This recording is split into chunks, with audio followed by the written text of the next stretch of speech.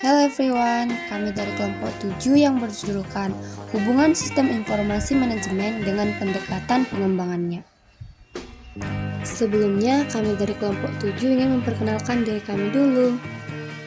Beberapa pengaruh dari pendekatan-pendekatan yang umum digunakan, yaitu yang pertama pendekatan waterfall, di mana pendekatan waterfall ini bersifat linear dan berurutan, di mana setiap tahap harus selesai sebelum melanjutkan ke tahap berikutnya.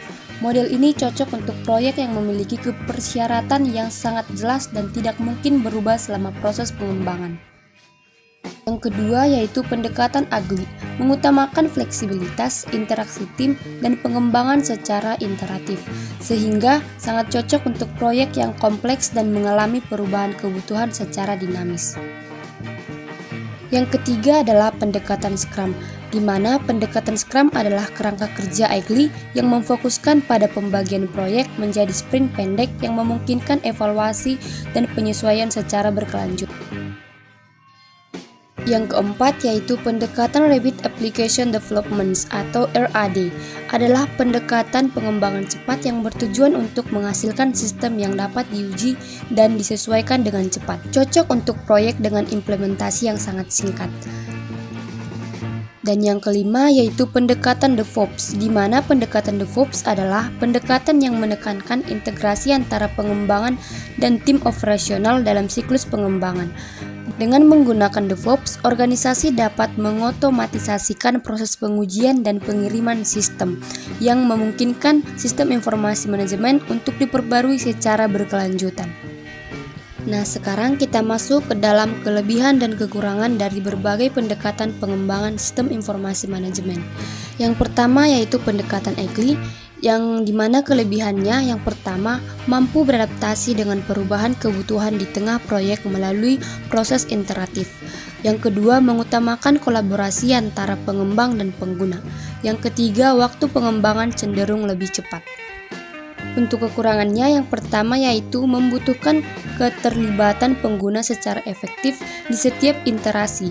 Untuk yang kedua dokumentasi seringkali kurang lengkap, dan untuk yang ketiga membutuhkan tim yang berpengalaman dalam agile. Oke, untuk pendekatan yang kedua yaitu pendekatan waterfall. Untuk kelebihannya yang pertama, proses yang terstruktur dan teratur. Yang kedua, cocok untuk organisasi dengan kebutuhan yang lebih jelas. Yang ketiga, meminimalisasi resiko ketidakpastian. Untuk kekurangannya yang pertama yaitu kurang fleksibel jika terjadi perubahan kebutuhan di tengah proyek. Yang kedua, waktu pengerjaannya cenderung lama. Yang ketiga, tidak memungkinkan umpan balik yang berkelanjutan dari pengguna. Oke, kita masuk ke pendekatan yang ketiga yaitu pendekatan Scrum. Untuk kelebihannya yang pertama, pembagian proyek sprint pendek memungkinkan pembagian yang bertahan dan pengujian yang cepat. Yang kedua, dokumentasi seringkali kurang lengkap. Yang ketiga, cocok untuk proyek yang kompleks. Untuk kekurangannya yang pertama, membutuhkan komitmen, waktu yang tinggi dan keterlibatan aktif. Untuk yang kedua, kesulitan dalam mengelola proyek jika tim kurang disiplin. Yang ketiga, kurang dokumentasi yang komprehensif. Untuk pendekatan yang keempat yaitu pendekatan Rapid Application Development. Untuk kelebihannya yaitu yang pertama, memungkinkan pengembangan yang cepat. Yang kedua, mendukung keterlibatan pengguna dalam proses pengembangan. Yang ketiga, cocok untuk proyek dan kebutuhan. Untuk kekurangannya yang pertama, kualitas dokumentasi seringkali kurang mendalam. Yang kedua, membutuhkan sumber daya yang besar. Dan yang ketiga yaitu tidak cocok untuk proyek yang besar. Yang kelima yaitu pendekatan DevOps. Untuk kelebihannya yang pertama, interaksi antara tim pengembang dan operasional memungkinkan penerapan SIM yang cepat dan stabil serta proses yang otomatis dalam pengujian dan pengiriman. Yang kedua yaitu mendukung pembaruan sistem secara berkelanjutan. Yang ketiga, meminimalisasi kesalahan dan waktu downtime karena adanya otomatisasi pengujian dan penerapan. Untuk kekurangannya yaitu membutuhkan perubahan budaya organisasi karena tim pengembang dan operasional harus bekerja sama secara intensif. Yang kedua yaitu memerlukan infrastruktur teknologi yang baik dan investasi di alat otomatisasi. Yang ketiga, proses yang cepat dan berkelanjutan bisa mengakibatkan kesulitan dalam dokumentasi jika tidak dikelola dengan baik. Berikutnya kita akan masuk ke dalam pengaruh pemilihan dan pendekatan pengembangan terhadap efektivitas dan efisiensi sistem informasi manajemen. Yang pertama yaitu pendekatan waterfall. Untuk efektivitasnya, karena pendekatan ini menggunakan tahapan yang berurutan dan terstruktur, sistem informasi manajemen yang dihasilkan memiliki dokumentasi lengkap dan kualitas yang baik jika kebutuhan sudah jelas sejak awal. Untuk efisiensinya, pendekatan waterfall cenderung membutuhkan waktu yang lebih lama untuk proyek yang membutuhkan penyesuaian terus-menerus. Meski efisien untuk kebutuhan yang stabil, jika terjadi perubahan di tengah jalan, maka penyesuaian akan memakan waktu tambahan dan menghambat efisiensi.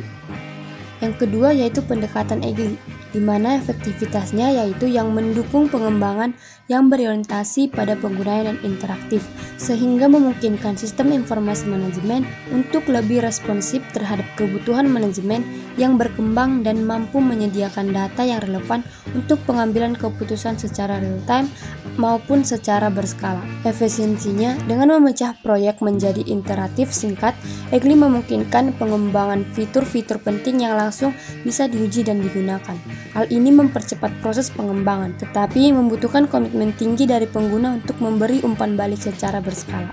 Yang ketiga yaitu pendekatan Scrum, di mana efektivitasnya Scrum sangat efektif dalam menghasilkan sistem yang sesuai dengan kebutuhan pengguna karena setiap sprint menghasilkan keluaran yang dapat segera diuji. Untuk efisiensinya, Scrum memaksimalkan efisiensi dengan sprints pendek dan evaluasi reguler, tetapi membutuhkan komitmen tim dan pengguna yang tinggi. Yang keempat yaitu pendekatan Rapid Application Development atau RAD. Efektivitasnya yaitu RAD sangat efektif dalam memenuhi kebutuhan jangka pendek karena properti yang dihasilkan dengan cepat dapat langsung diuji oleh pengguna. Untuk efisiensinya, RAD efisien untuk proyek yang memerlukan hasil cepat, namun cenderung menghasilkan dokumentasi yang terbatas. Yang kelima yaitu pendekatan DevOps, di mana efektivitasnya dengan otomatisasi dan kolaborasi berkelanjutan antara tim pengembang dan operasional. DevOps menghasilkan sistem informasi manajemen yang dapat diperbarui dan tingkatkan secara cepat dan real-time, sehingga mendukung pengambilan keputusan yang berbasis data terbaru. Untuk efisiensinya, DevOps sangat efisien dalam jangka panjang karena proses pengembangan, pengujian, dan penerapan yang otomatis memungkinkan perbaikan cepat dan waktu downtime yang minim. Namun, investasi awal dalam infrastruktur dan pelatihan diperlukan untuk mencapai efisiensi yang optimal. Sekarang kita masuk ke faktor-faktor utama yang harus dipertimbangkan dalam pemilihan dan memilih pendekatan pengembangan sistem informasi manajemen. Yang pertama yaitu kebutuhan dan kompleksitas proyek. Untuk yang kedua, sumber daya yang tersedia. Yang ketiga, budaya organisasi dan kesiapan untuk beradaptasi. Yang keempat, urgensi dan kecepatan pengembangan. Yang kelima, keterlibatan pengguna dalam proses pengembangan. Kesesuaian antara pendekatan dan pengembangan SIM. Yang pertama, adaptasi terhadap perubahan kebutuhan bisnis, berpengaruh terhadap keberhasilan sistem informasi manajemen. Jika bisnis beroperasi di lingkungan yang cepat berubah, pendekatan yang fleksibel seperti EGLI, Scrum, atau DevOps lebih cocok karena mampu menyesuaikan sistem sesuai dengan perubahan kebutuhan. Pendekatan ini memungkinkan pengembangan secara bertahap dan memberikan ruang untuk memperbarui sistem berdasarkan umpan balik yang berkelanjutan. Kesesuaian dengan kultur kolaborasi dalam organisasi. Pengaruh terhadap keberhasilan sistem informasi manajemen, organisasi yang mendorong kolaborasi lintas departemen dan keterlibatan aktif dari pengguna dalam proses pengembangan akan lebih berhasil dengan pendekatan yang mendukung keterlibatan pengguna secara rutin, seperti Scrum, EGLI, atau DevOps. Berikutnya, kemampuan untuk mendukung kecepatan pengambilan keputusan. Pengaruh tersebut keberhasilan sistem informasi manajemen dalam bisnis yang mengutamakan kecepatan seperti retail atau e-commerce. Sistem harus mampu memberikan data dan laporan yang akurat atau tepat waktu. Pendekatan seperti DevOps yang memungkinkan pengujian dan penerapan otomatis sangat cocok di sini karena mendukung pembaruan sistem secara berkelanjutan. Kesesuaian dengan regulasi dan standar dalam industri. pengaruh terhadap keberhasilan sistem informasi manajemen dalam bisnis yang diatur oleh regulasi ketat, misalnya sektor kesehatan atau keuangan. Sistem informasi manajemen membutuhkan pendekatan yang menjamin standar keamanan, dokumentasi, dan kepatuhan.